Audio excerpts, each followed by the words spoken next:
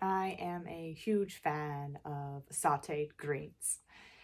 Cooked collards, kale, and spinach are some of my favorites, and you can find me enjoying them on the regular.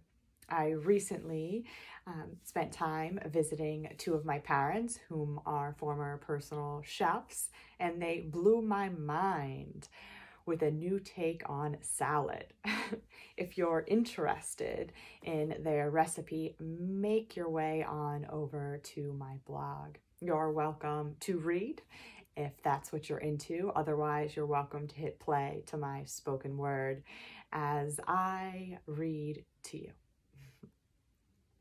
This is my favorite salad recipe, and this will be the new latest and greatest that I'm consuming on a regular basis. I also discuss the recommended intake for vegetables on a daily basis for all of us, so you can evaluate whether or not you're meeting your needs.